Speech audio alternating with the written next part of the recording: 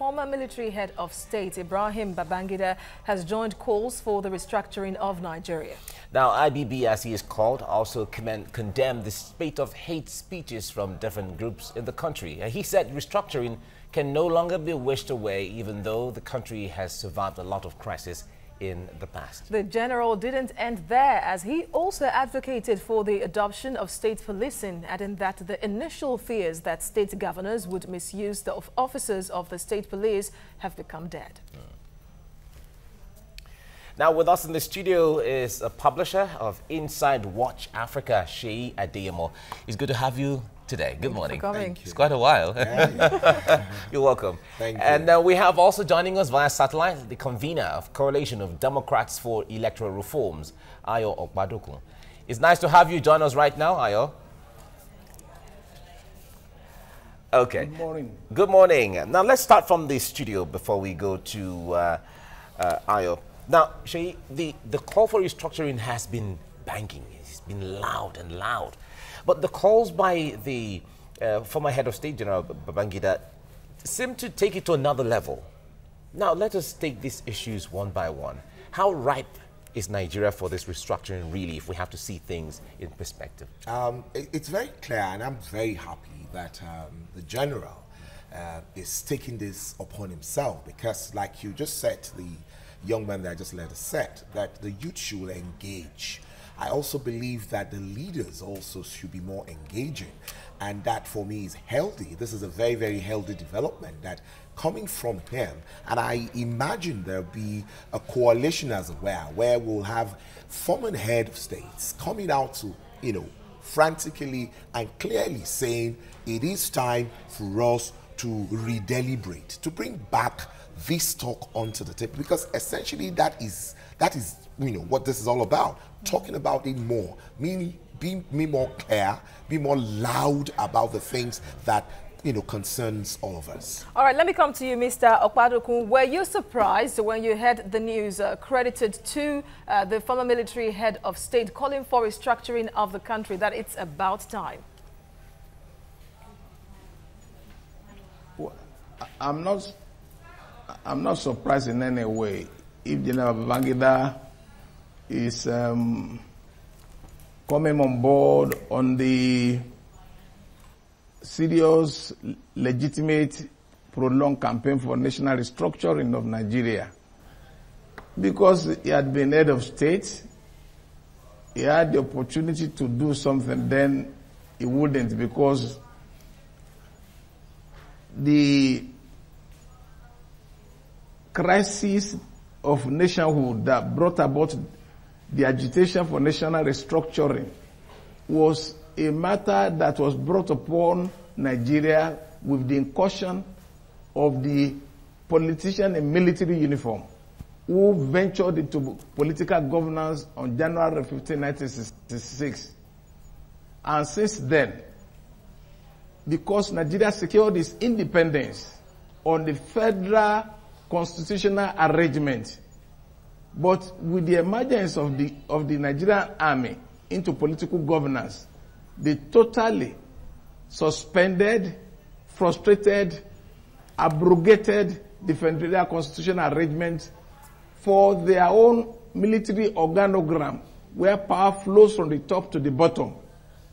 And since then, from the first decree, the suspension and modification decree of 1966, first of all, they took away 2/3 of the powers and influences that ordinarily belonged to the regions of the Nigerian so-called federation then. And before they left office, they'd taken away over 80% of the powers and influence authority that normally belong to the regions. Perhaps you call them states now. That's the reason for the campaign for national restructuring. Call it Egbesu, call it IPOB, call it MASOB, call it OPC, because the country had been totally misgoverned. Federalism had been totally subverted. Nigeria had been living a lie since January 15, 1966, because it had remained a unitary government run by the Nigerian Army and its succeeding generation. We have finished and we have abandoned federal structure. So if General Babangida is coming on board this time, he's welcome. But it's been a campaign that some of us had waited for almost 25 years now. It is a good thing that people like him, Alhaji Atiku Abubakar, quite a number of them are imagining that this is the time to do it. And I believe that they are coming on board at the right time. Because if care is not taken, whenever there is agitation from different quarters of a given geopolitical entity, and such agitations have been backed up with violence, right-thinking elders and leaders of such community ought to appreciate that it is time for us to talk, to sit down, to renegotiate our mutual coexistence. Okay. It is not a matter of whether you like it or not. Okay. All right. This year, this is a millennium for self-determination. Nobody can run away from that. All right, Ayo, thank you. Let me put you on hold there, gentlemen. Let's bring in Fola Dele to give us a perspective on social media, what Nigerians are saying concerning this.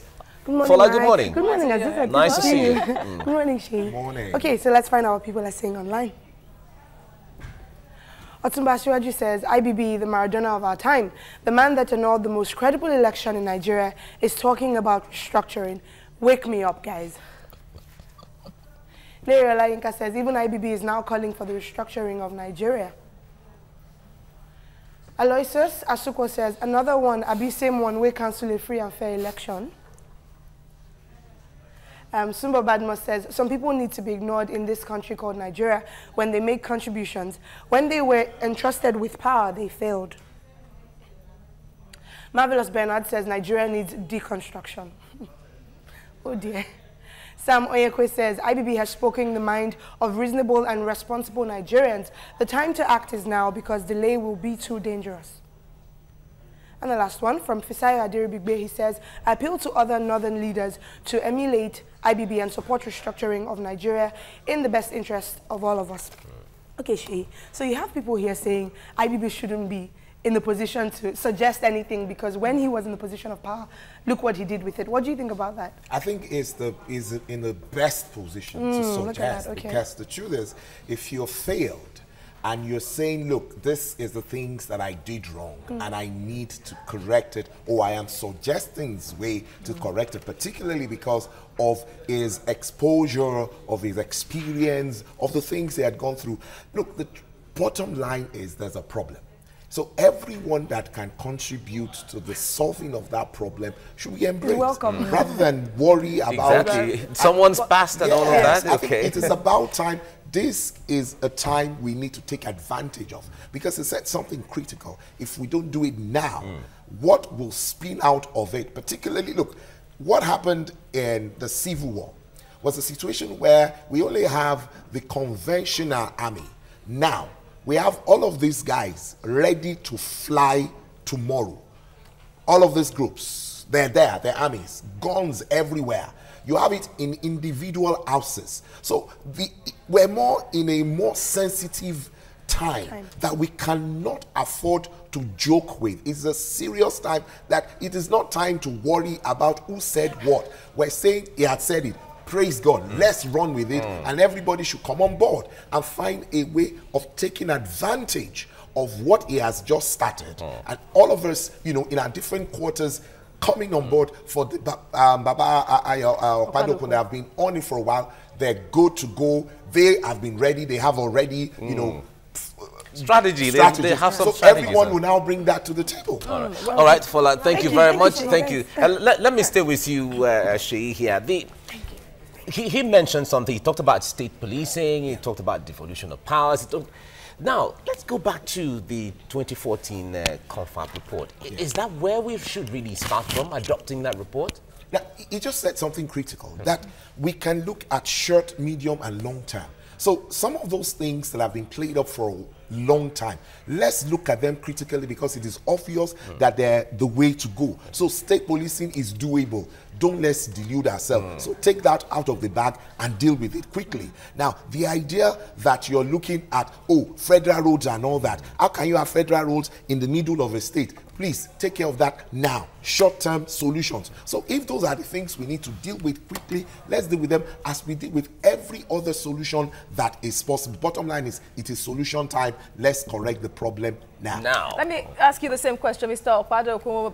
Babangida talked about the need for state policing, devolution of powers to the state to be more autonomous, and then he even warned the media as well that they should be very sensitive and careful when they disseminate security information. Now, what I want to ask you in general is, it seems the call for restructuring is very loud in the South, but somehow it's just gaining momentum in the North. Northern leaders are coming out now to even criticize the statement accredited to Babangida, Kumasi, Tanko Yakasai, Balarabe Musa, saying that that is not the way to go. Kumasi even said he won't support state policing. Well, let me restate the fundamental of this matter. And until you get the fundamentals right, most people keep on beating about the bush. The idea of national restructuring is not something we just that just emerged from the blues. I'm reminding Nigerians that Nigeria secured its independence on a federal constitutional arrangement. But with the emergence of the Nigerian army, they subverted the very essence, the principles of federalism. And that is what has brought us to where we are now, that Nigeria has remained a great disappointment to the black race. As the most populous black nation of the world, we are supposed to provide leadership for the black man. But we have failed in that enterprise, mainly because we have a warped, skewed, lopsided national structure. Now, those who are benefiting from the currently warped, skewed structure, who have undue advantage over others, may not want a change from the current perverted system.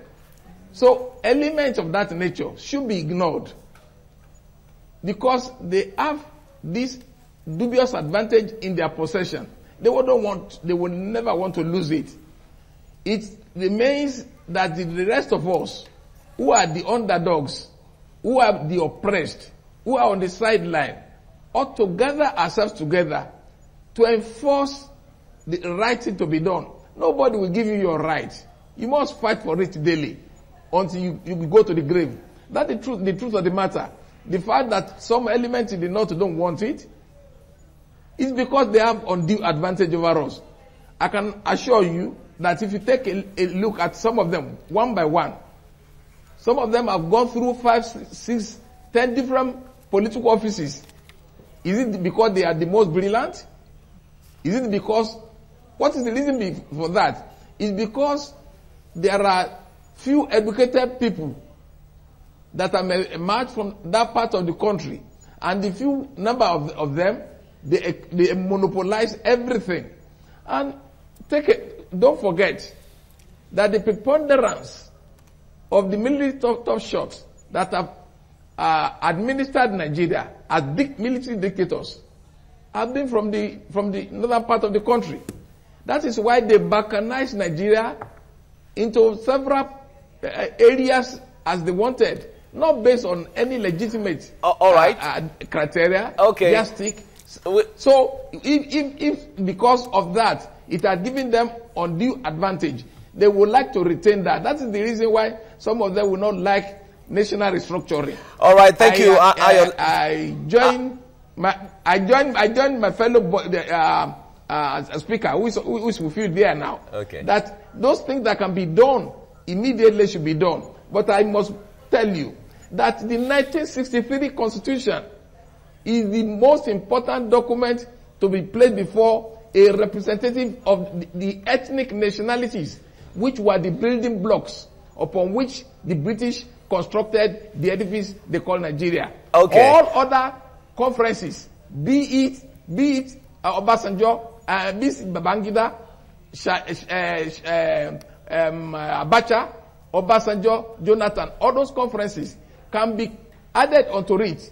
But the basis of our new arrangement should be the 1963 Constitution. Okay. Thank you very much. This is the much time can permit us right now. I wish we had more time to talk about this. But Seyi Adeyemo, thank you very much for coming. Thank you. We hope to have you again to discuss other aspects of this going forward. Thank you. Thank you very much. Thank you.